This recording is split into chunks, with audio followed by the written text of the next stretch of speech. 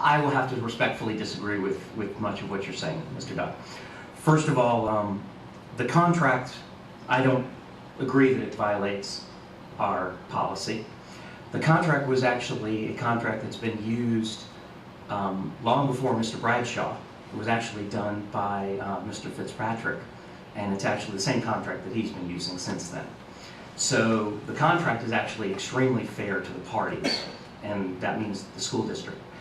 One of the things we've explored in the past, and I'm not saying the board might consider doing that, although right now I don't see that there is value to exploring it, because when we explored it at the past, we had to have a much larger district with much more legal needs.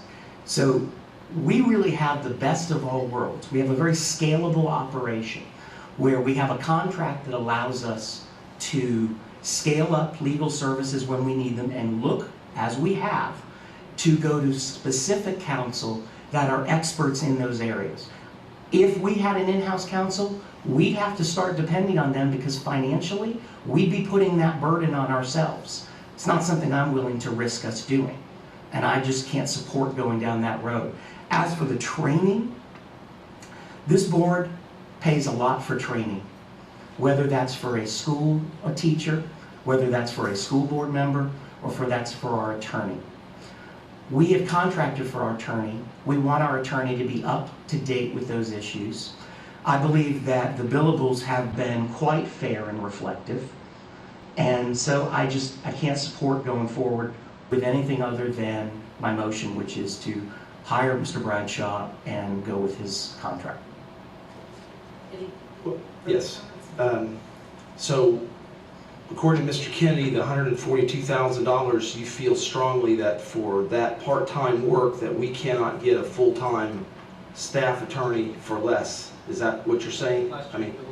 I mean, those are things we need to look at. This is about saving tax dollars. I came into this position because I promised that I would have a fiscally sound platform for the district. And this is an issue that I want us to explore. Again, it doesn't mean that that will be the final outcome, but for this board to say, no, we don't even want to compare and look at the cost of a full-time attorney, and I do not agree that that full-time attorney would have to have a secretary. But those are things that staff could look into. Those are not things that we can discuss. Those are things that staff could look into. I don't like the fact that we are billed for Mr. Bradshaw to go talk to students about the student code of conduct. But we've asked him to do that. That's not his fault. It's something that we have asked him to do. There are other people, I believe, in administration that could go and have that talk. We were billed $1,820. It concerns me that we're trying to imply that this board has been fiscally irresponsible by the hiring of our attorney. So I would take exception with that. Well, don't take exception. That's not well, what was meant. sir, that's what you said. You said that you disagree in the billings, and something that this board has had a long-standing issue of asking our attorney to go to the schools and do that work of making sure that our students were aware of the code of conduct so that when we do have expulsion hearings, we do that. Now, if you want to have a conversation on that, that's something for, I believe, a separate time, and this board could take that issue up. But that's something that we have asked him to do. So to imply that that's somehow padding the billables is concerning to me. Well, again, I'm not saying that Mr. Bradshaw is not doing things very well. I'm saying that the cost that we pay for a part-time attorney could be more than what we could pay for a full-time attorney. And that's what I want the board to explore, and that would be the direction of staff, and that would be the opportunity for us to see if we're at the position now in Citrus County, like a lot of other counties have gone that route in order to have a staff attorney. The question's been called.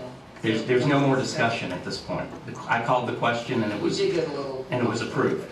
So now you have to move to the motion. Now we're voting on the motion. There's no more conversation. So now we'll call all in favor? Aye. All opposed? Nay. Nay, okay. Passes 4-1. Months. And I'm not interested in having staff spend more money to find out that we are gonna be right at the back, same place that we've already been, and that's that we don't need to expand our current staff when we have other needs in the school right now. Not even if we save money.